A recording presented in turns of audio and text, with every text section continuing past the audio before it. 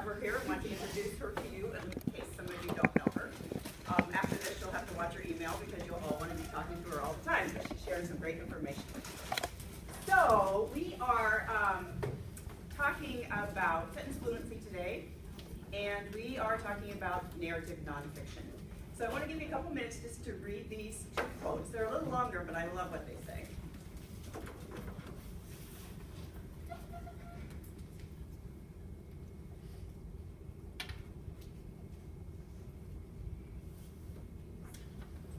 So a couple of familiar themes, I think they're probably one of the hardest things we teach to kids is that writers keep working and working and working at their piece. It's not one and done. I wrote for 20 minutes, my piece is done. And then always, and Hoyt really supports us in that, our kids need to be read to from what they're trying to write. They need to have all of those models. So Sarah's going to share a ton of narrative nonfiction models with you today, but I love what Men Talk says. You can't just teach it. It's not just a lesson. It's immersion and that whole idea.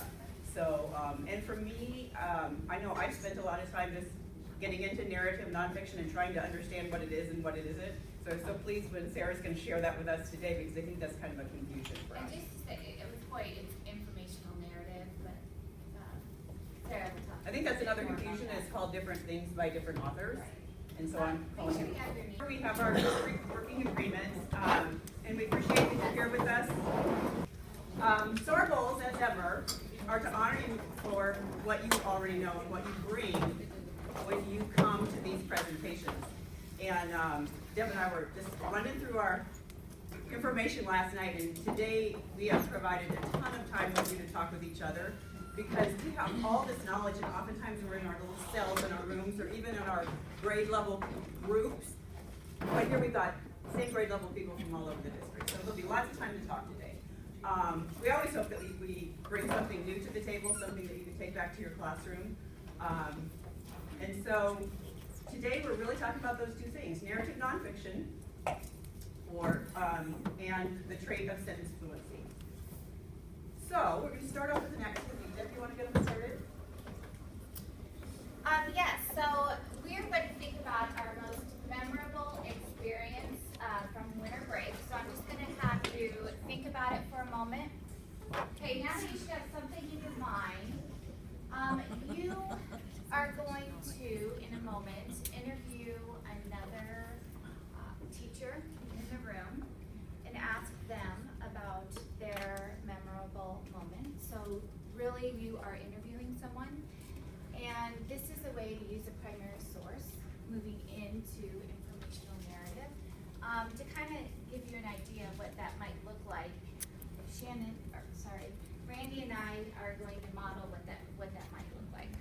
So we're only going to give you 2 minutes to interview someone, and they're going to tell their story of something that happened over break. So we'll go ahead and model that for you. And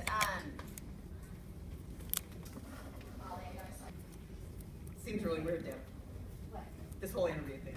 Oh, well, it's something different that we haven't done before, but that's okay. So, is this Randy? Yes. Hi. Can you tell me about a time, a memorable time over winter break? Well, I had a few. I have gorgeous, great nephews. But I'm going to tell you about another time. Okay. So on Christmas Eve, we got that great snow in the morning. It was so pretty. It was so perfect. I mean, a lot of people were really mad, but I was really happy because it's supposed to be a white Christmas. But so Christmas Eve, my sister spent the night with us. And so we have dinner, and then we have breakfast the next day. And then she goes her merry way, and I go to the in-laws, and all that starts. So Christmas Eve morning, we got up, and she had brought breakfast casserole. And while it was in the oven, we decided to go for a walk in the park. I live just 3 blocks from a park that has a ton of like wild areas. It's really fun because there's tons of deer down there. So we went for a walk, and it was just so beautiful. And I don't know if you got to go out in that snow, but it was almost surreal because like everything was just black and white where we were. Like you couldn't see color. We were away from the road. And it was almost like you were walking through a black and white photo. So it was just perfect because I was with my best friend, my sister, and it was so beautiful. It was Christmas morning, so it was like no cars. It was really quiet. And so So there's this path that goes down through the park, and we started out in the path, and then, some of you know my crazy sister, but she saw the swings, so of course we had to go swing. And the swings were all crusted with snow and stuff, so there were those rubbery kind of swings, so we flipped them over and we started swinging, and this gorgeous husky came running up, and we didn't see an owner or anything, but in that snow with that like frosty white and then those blue eyes, I mean, he was so gorgeous, and he was just so happy. He was like running and like skipping and playing in the snow, so we jumped out of the swings, started chasing him around the tree and running with him, and then his owner came over the hill and wasn't very happy. I don't think that he was not minding him. So we tried to get him to heel, but anyway, so we had a little chat with the owner, but that's it? Yeah, just go ahead and finish that. Okay. Yeah, it was just a beautiful walk in the park with my sister, and then we went out and had a great breakfast, so. Okay. It's memorable. Thanks, Dawn. Okay, and then that's gonna be it. And then what I'm gonna do now is I'm gonna go look through and see if there's anything I want clarified. So, Randy, what is your sister's name? Holly. Holly. Holly on Christmas, Holly isn't that on perfect? Christmas, yeah. Okay, and what park was it? It's called Garfield. Yeah. Okay, thank you for sharing. And then we would switch, and then she would interview me, and then I'll have my notes. So we're gonna have you do this, and you'll see that you have a playing card on. Writing first, you're the writer. I'll write first. Okay. The interviewer. Raise your hand if you're the storyteller first. Okay, we're good? All right, Molly, go. Okay.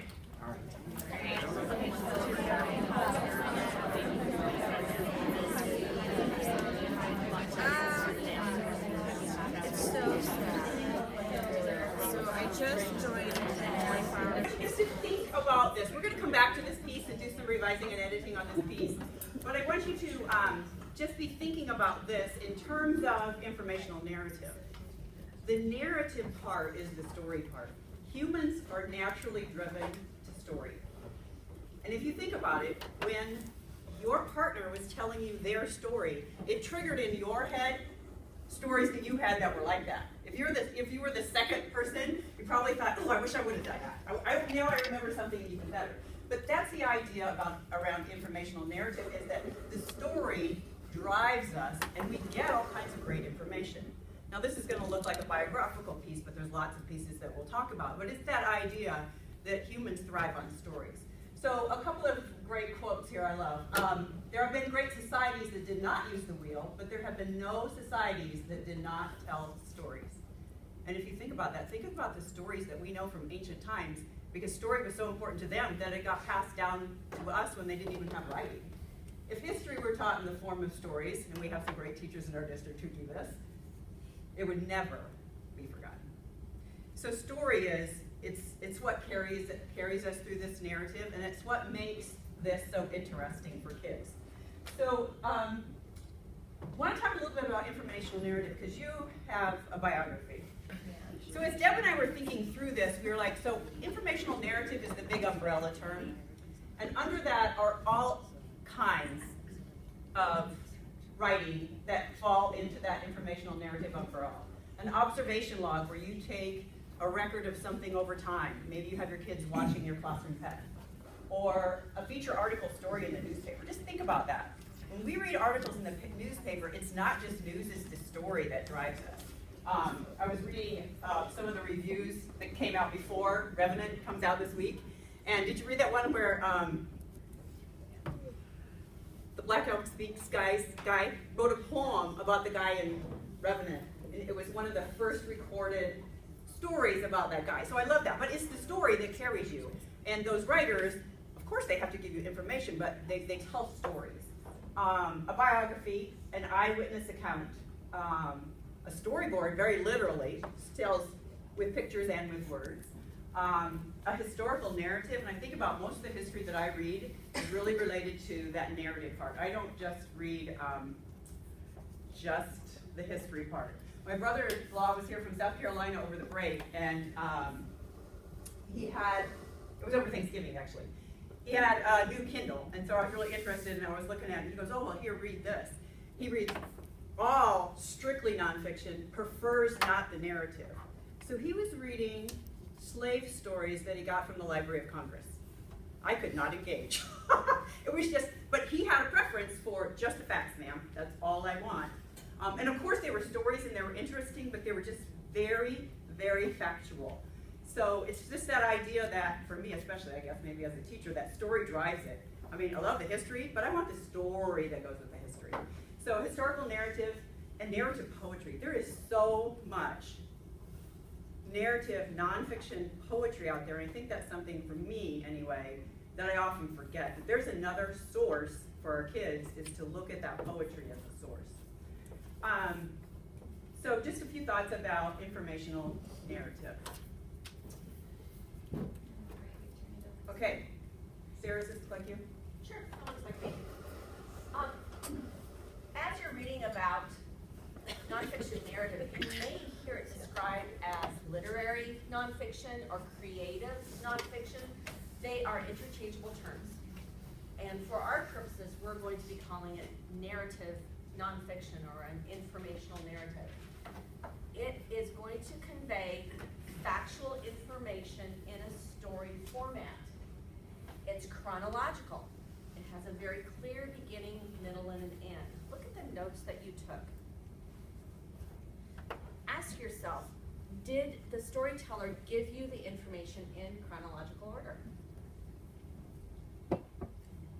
Did they kind of go back and clarify something that you need to then put in chronological order from your notes? This will be an important step for your students as they go through this process. It's going to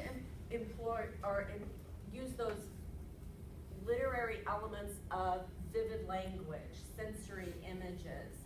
So that word wall for your students might be an important element too. Instead of this word, can I use something more colorful? A really vivid verb, a wonderful adjective. How can I use that descriptive language? Why do we care? Why are we doing this other than Hoyt says we have to? Marzano tells us that reading nonfiction helps students develop their background knowledge, which accounts for as much as 33% of the variance in student achievement. This is especially important if you're dealing with students in poverty. You know as well as I do that single factor that really tends to hold some of those kids in poverty back is that background knowledge. How do we engage them? Get them reading nonfiction. And the nonfiction narrative is just more accessible, especially for our younger students. Our younger students have been exposed to that story format. So if we give them nonfiction in that story format, it's just more accessible for them. The text is not as dense with information. It's easier for them to decode and engage with. What does it have?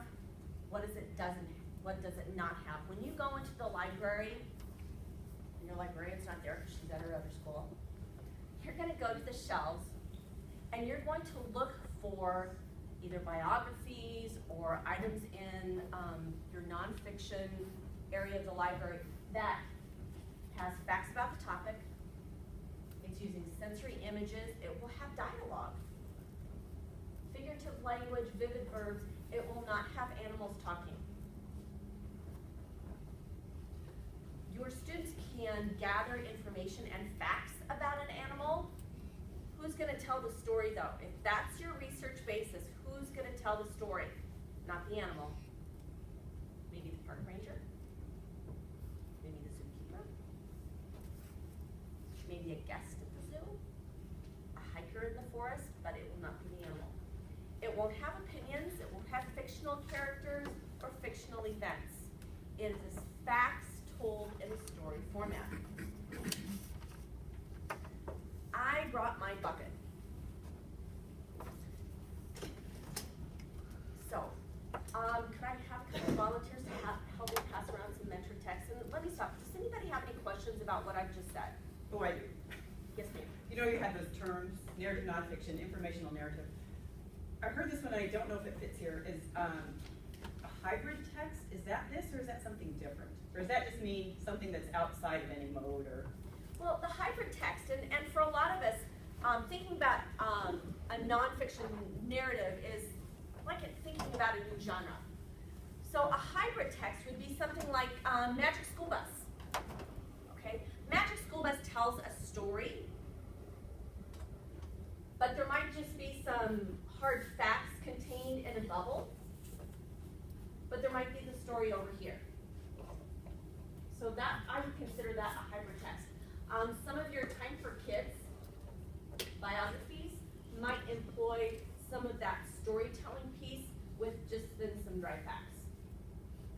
But as what I brought today are all narratives. They're all stories. So as I pass them out, some of them are chapter books, some of them are just picture books. But you will, when you look at them, look for those story elements, look for that vivid language, look for the chronological order, that beginning, middle, end, that we can draw the kids to so it makes sense for them as well, okay? We felt like there was a lot of questions around narrative nonfiction, and we wanted to make sure that in one of these 6 sections that we talked about it, and especially that you got your hands on literature. Because I think that's one of the hardest things about Hoyt is you're supposed to start a week or 2 in reading this literature to kids, but it's not always easy to find. I didn't think informational narrative is harder to find than that. Using these as read-alouds in your classroom, immerse yourself, immerse your students in this genre, in this style, early and often. The more comfortable you are, the more comfortable they are, the more they hear it, the more they'll understand it. Hoyt wants the student to go further. They want your student to engage in a research product, in a research process that leads them to a narrative process, okay? So that research piece will be an important feature of this unit. Hoyt wants your students to research a topic and then tell the story of the event or the event. So it engages you even more because it tells. So think about a student. Listen, we have personal narrative.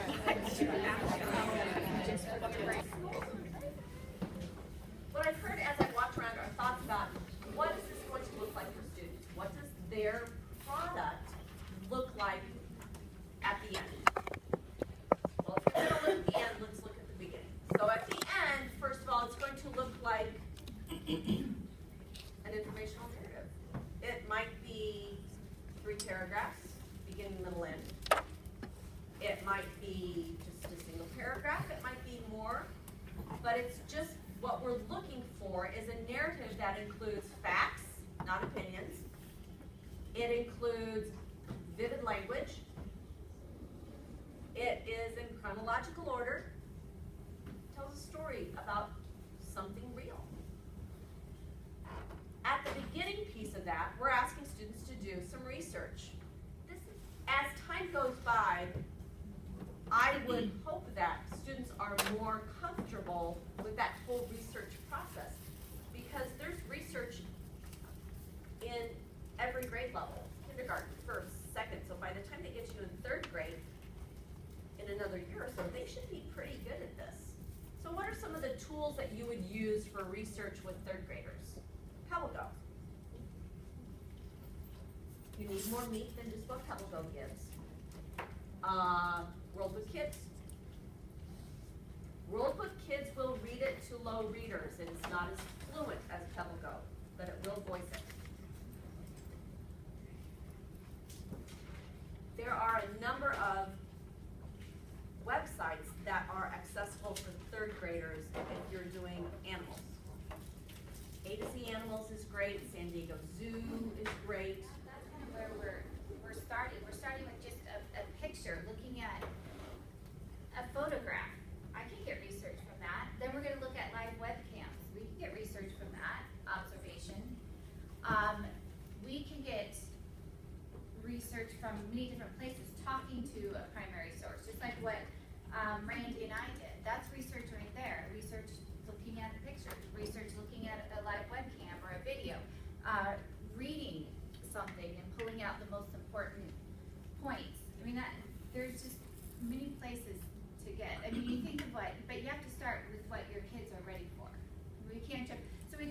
well, what's the final product? What's the expectation? Well, does it meet the criteria? Is it a narrative? Does it have a beginning, middle, and end? Are there story elements, and is it all factual? If they did that in a paragraph, applaud it, and then keep doing more. They did that in 3 paragraphs, yay, applaud it, keep going. I mean, we can't have a frame or certain guidelines like so many sentences and that type of thing, because then we are restricting them. Let's get their ideas together, let's get them chronological, and have them decide how much they're gonna put in, conference with them, do those types of things, and see where they go. As a librarian, I have to ask you to please have your students cite their sources. We want them to be good ethical users of information. So does it have to be MLA in 3rd grade? Of course not.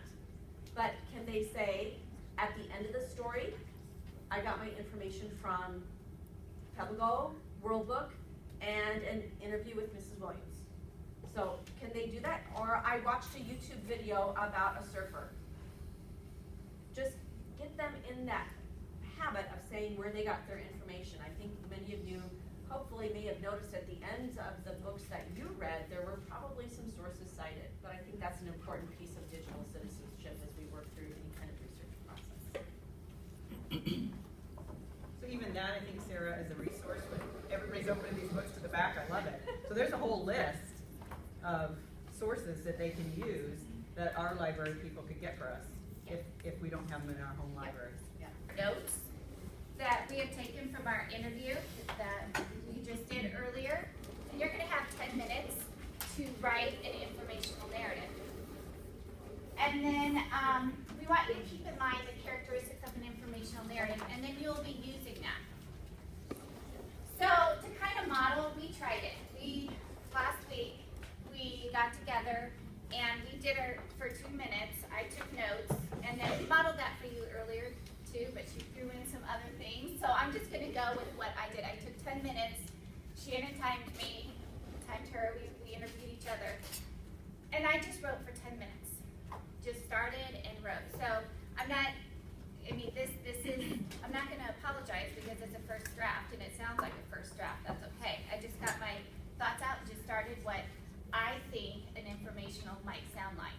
So I'm going to read this to you. However, it just kind of gives you an idea of what I did, and then you'll take your turn, 10 minutes, you'll write your informational narrative based on your notes from the interview. All right, so this is what I have. This is what I wrote, and I think it was about 8 minutes. Maybe about 8 minutes. Christmas morning, Randy woke up to a winter wonderland. Her sister, Holly, stayed there the previous night, and they woke up Christmas morning and put a casserole in the oven. As the casserole baked, Randy and her sister took a walk to Garfield Park.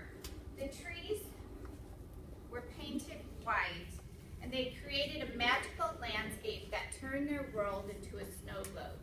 As they walked, soaking in the serene scene, they noticed swings. Randy's spunky sister ran toward the swings, knocked off the ice, and jumped on. Randy soon followed. They kicked their legs and swung as they did when they were little. As they swung, a gorgeous white husky playfully bounded over, wanting to play. Randy and her sister chased the dog, and the dog chased them in return. They threw snow at the frolicking dog, and the dog was drunk with happiness. The owner came around to round up the dog. It was the sisters' something to go home, pull out the casserole, and enjoy their Christmas breakfast. So just 10 minutes, I wrote that out and thought about the elements, having a beginning, middle, and end, and trying to throw in the story, telling it like a story. But it's all factual. So when I read it back to her, I asked her, is this true? Is there anything I wrote in there that wasn't true? Now there's some things you'll notice I used words like frolicking and snow globe to describe things. Those are the types of things that you would see in an informational narrative versus just an informed piece about what she did that day. Would you agree with that, Sarah? vivid language that pulls the reader in. Right. And of course, being a first draft, there's so much I could go back in, and I could do so much more with this. But this is just getting my ideas down, the beginning, a middle, and end. So we're going to have you do that, and you will be using this piece, because I do want you to know that, a little later on in this session. So, If I could interject, I was Please do. reading an article last night, and it was something I really hadn't considered before, but I actually read it in two different articles, in that narrative nonfiction, literary nonfiction, the author's purpose is to entertain. And that, oh, really? Huh, okay. So if their purpose were just to inform, they would have written strictly, Exactly. okay? So their primary purpose is to entertain with facts, with true information. To make facts entertaining. Yes, that's it. But it was something that I hadn't considered before I read that last night, and so I thought, okay, well, that's just kind of food for thought. So what we're going to ask you to do right now is to dive into your piece that you're writing. We're going to give you 8 to 10 minutes. We'll see. You probably won't get finished in that time. But this will be kind of a quiet time where you are just writing. And I'm going to ask you just to write on your own. If you come up with a question that you need to ask the person that you interviewed, just save that for later because you're going to work a little bit more on this piece. We're just going to strictly keep this chunk as a writing time. Okay? Written an informational narrative, and kudos for you. I mean, really, that we can make it that simplistic to start out with. So maybe if maybe you do start out with just an interview and then writing the story of another person, and just kind of get their feet wet with it before you do something else. I mean, maybe that would be a good place to start, because it is kind of an intimidating mode, but it doesn't have to be. We could start simple like this and then just continue to add on. And also we had you read aloud for a certain purpose, because we're going to move into sentence fluency, which is the auditory trait. And if you notice, when I read aloud my informational narrative about Randy, there were spots that I couldn't read, or I didn't have complete sentences, or it just didn't sound right. I realized, wow, I use the same word over and over. So we're going to be talking about sentence fluency in just a moment, which is the auditory trait. But just to kind of sum up, the informational narrative, we can keep these three things in mind: that it provides factual information about a topic, it presents information in the form of a story, and it has that chronological text structure. Because I saw lots of you get your pen out, and when you read that out loud, you hear things that you, when you're writing it, you just fill in the blanks in your head. When you read it out loud to someone else. So I think that's a great link for us, but our kids have to be doing that a ton. When I read my piece to Deb last week, I was embarrassed. I didn't really want to read it the way I wrote it. I was like revising, right, because I could hear myself saying, she went, she did, she this, she that. I could hear that I didn't have good sentence fluency. Trying to read the words out Yeah. and not listening, you know what I mean? Or on the flip side, kids that write it and they just think it's totally perfect, and even though conference with them and all that, Oh, yeah, they change exactly. those are our favorite. Right. Yeah, and that really addresses the developmental nature of what we do. If kids aren't ready to do it, we can tell them 1,000 times. And if they're not ready to do it, now there are some things we absolutely have to insist on. I'm thinking conventions, sorry, but I am. Like third graders should have capitals and periods. But all the structures that you have in your classroom already, Lauren, to support those kids. So reading it to them, having a partner read it their story to them, teaching them a system that they use that maybe not everybody in your classroom uses. I mean, I think this is a great discussion for us to have. So what do we do with those kids? And that's where our conferring comes in. And you're right, sometimes we confer, make a suggestion. They don't take our suggestion, we're done. You know, we're done. They weren't ready for it. But they don't take our suggestions in the old days when I used to take my 4th graders' paper and write red all over it and show them where to put their capitals and their periods, and they'd recopy it with all the same mistakes. So it doesn't work that way either, you know? We just have to support kids where they are and bring them along. But I agree, there are some really tough kids that we need to put some extra supports in our classrooms that we don't have for other people.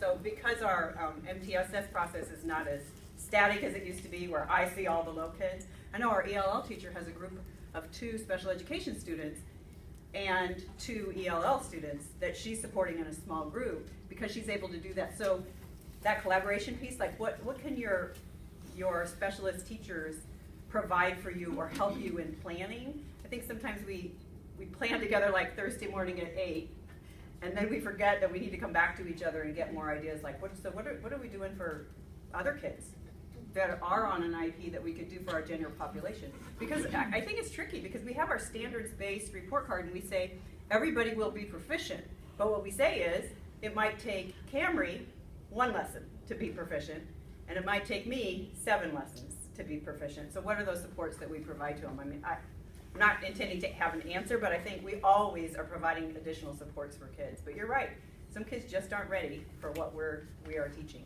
But do you think, let's kind of turn the tables a little bit and think, okay, what are they doing? And that's what we're going to do. We go into progression. What are they doing well? What stage are they? And applaud that to, wow, this is what you're doing. Now we're going to take it to that next step. Because it's so easy to look at something and say, gosh, so frustrated.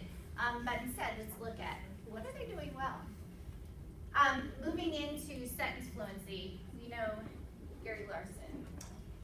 And this is poetry. Poetry is meant to be read out loud, and we're talking about sentence fluency, the auditory traits. So, distant hills. The distant hills call to me. The rolling waves seduce my heart. Oh, how I want to graze in their lush valleys. Oh, how I want to run down their green slopes. Alas, I cannot. So this is a great example of sentence fluency, using shorter sentences, using longer sentences, repeating a couple of lines. So this is just a fun way to jump into the next trait of sentence fluency. So in thinking about sentence fluency, what we are going to do is we have a series of papers, and they're all different levels of, so we're going to do a little bit of professional reading around sentence fluency. So you're going to get an article and it has 4 distinct sections.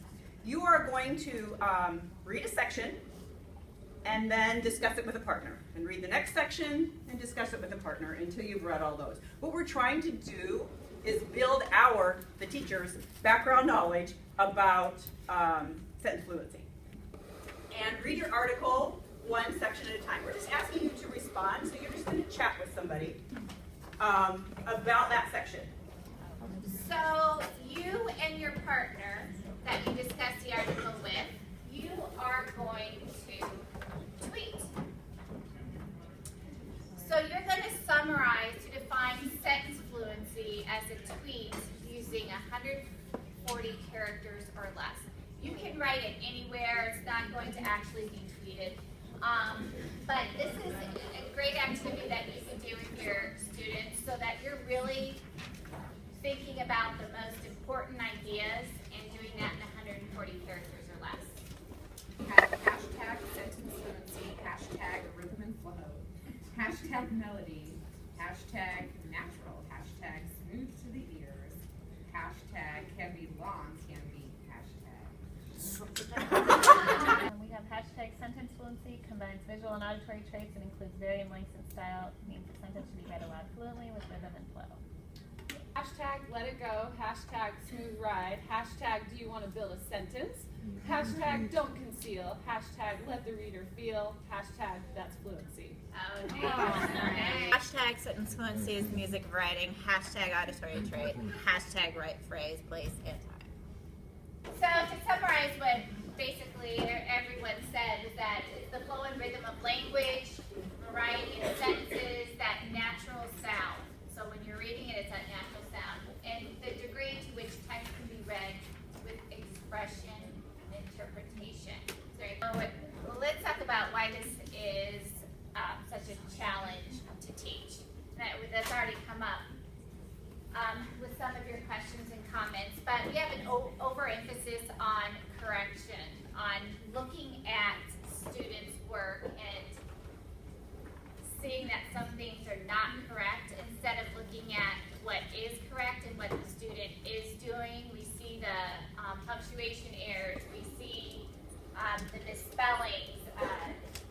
That stuff gets to us, and we know it does. So we have to look past that and look at what that student is, where they are in the progression, which we'll talk about in just a moment. But we have to look at what are they doing, where are they, kind of on that continuum of sentence fluency, and what do we need to do to get them to the next level. And also, writing classrooms are too quiet. Can I just talk about this? Oh, You know, absolutely. I was thinking about that when we asked you to write your story of winter break, how we ask you to make that a quiet writing thing. I think this one, as I was thinking about it, it's like there are times when I want to structure my classroom that is perfectly quiet because I need kids to get a chunk of writing done without a lot of interruptions, so I think that we have to really vary that because there are times, and that was 10 minutes, so if you think about your writing block, 10 out of 43 minutes or whatever of quiet time, and then you can talk about it because after you had time to write, then you had tons to talk about. And it really hit home to me last week when I was doing a lesson in 4th grade, and I had to do a guided writing group with 3 guys, and my lesson was, you gotta get stuff on paper. I mean, it wasn't like any crafting thing. It's like, you don't have anything to work with because you didn't really write, you know? You gotta get stuff on paper. So just thinking about that, there have to be some quiet times, and we have to be the ones that structure those and decide, does everybody need 10 minutes of quiet writing time? Now in our classrooms, everybody's not on the same page at the same time, and I think that makes it tricky too. But you guys are experts at making there a quiet place. In lots of your classrooms I've seen, kids want a really quiet place. You've got a couple desks that are out of the maelstrom of, but yeah, think about what happened as soon as you read your piece. You wanted to edit like crazy because it didn't sound right to you. So that piece of having kids, but I think it's the structure that we provide. Not just you talk about anything all the time, it's that you have a designated thing that you're going to talk about. I think this last one kind of bothers me. It's harder than it looks. Can I go back to that? Oh, yes, One? yes. I'm sorry. Writing classrooms are too quiet, and that just makes me, are we giving the students the opportunity to read it out loud and to hear it? Because many of our students are going to do exactly what I did when I was up there and I didn't know a word or something. I realized, oh, I'm saying the same word over and over, or that just didn't sound right. And then you know that you need to go back and fix. And you know, when you have students read aloud to you, they'll do that same thing. Wait, what? Because they're thinking faster than they can write. So that's a perfect opportunity if they're reading aloud that they're going to catch those things. And not only are they catching things, sentence fluency errors that they're making, but they're also getting ideas, and that sharing piece is motivating. And especially for our ELL and struggling writers, that is some motivation, and that's going to help them. So I think kind of the old school, that writing time was just quiet, and then you were done. But really, the writing classroom does have a lot of energy and kids sharing and talking. Do I have to that last one? I had trouble with this. We discussed this as we were planning this. So I don't want to make it sound like it's impossible. And I'm just going to say, in the work that I did in 2nd, 3rd, and 4th grade classrooms last week, the kids didn't think it was hard. I did. I'm thinking of a group of 4th graders, and I was using one of the lessons from Hoyt, and it talked about working how our sentences often start noun, verb, blah, blah, blah. And so we looked at our papers and said, oh my gosh, lots of our sentences are noun, verb, blah, blah, blah. So we just talked about just changing those sentences around and starting with a prepositional phrase. I mean, these kids took off with that. I had more lesson, but they're like, oh, I can do that. So that just gave me such heart to say, you know what, sometimes I think it's hard, but the kids are like, I can do that. I think it's a challenge for us, and I think that we've had these discussions. We have kids on this huge continuum in our 1 grade level classroom. We have kids that write like kindergartners, and we have kids that write like middle school, high school kids.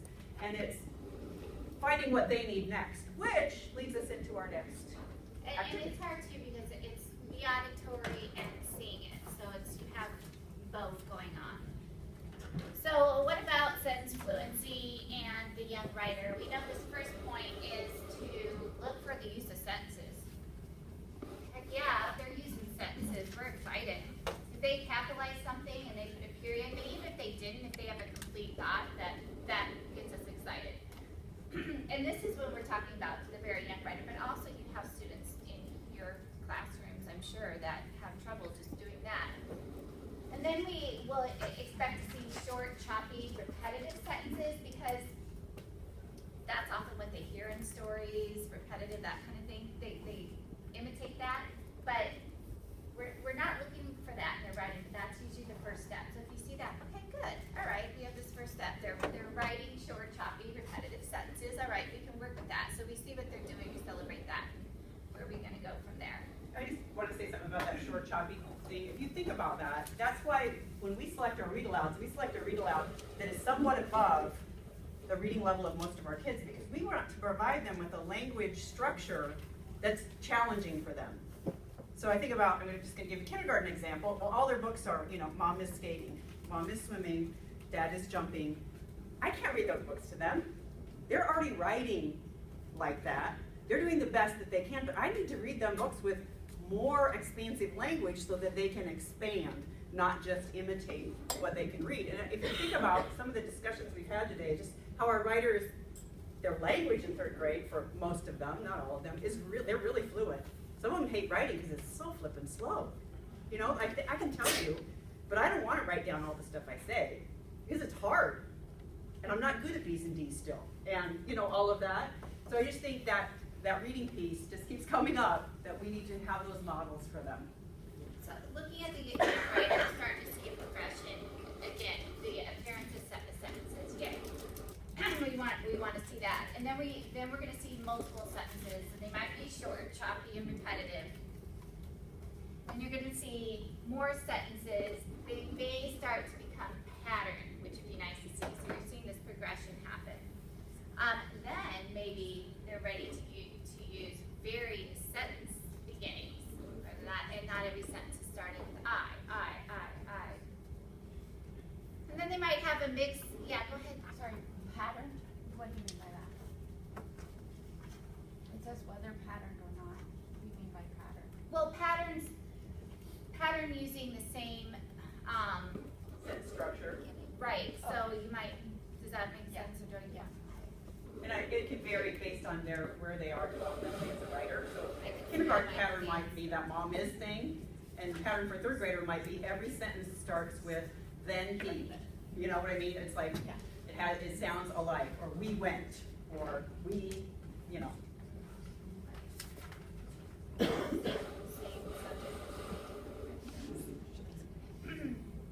So then you have a mix of statements and questions, and then maybe a mix of long and short sentences. Now they are starting to vary the length of the sentences. And then some are going to become more complex.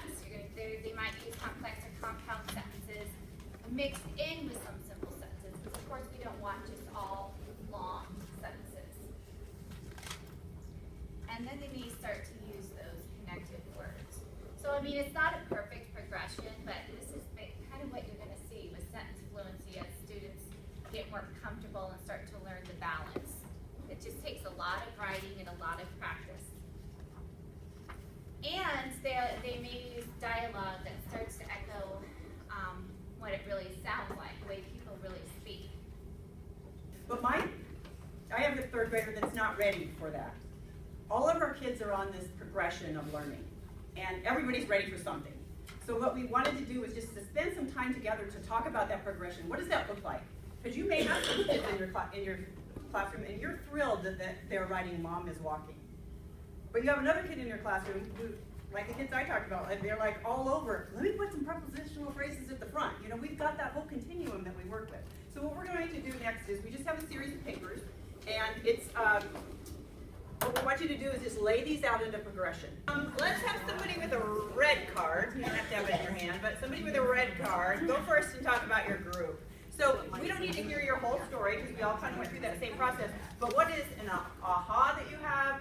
What is a question that you still have? What is something that you started to do and then revised? Just, something you learned as you went through this activity with your good friends in the same color group or number group. That's right, number group.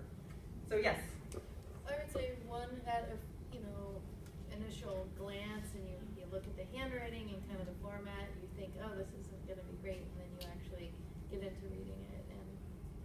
actually has a nice rhythm and it's easy to read and varied and much better than you might have thought. And I see lots of people saying, yeah, we look visually at them and we're like, he's gotta be low. And then you read them and you're like, that's quite lovely. Yes, thank you. Have you go through crafting nonfiction and see what lessons may help these writers, and then have you apply one to your the informational narrative that you wrote. But we want to stay true to that time that we give you to plan and collaborate with your colleagues. So I do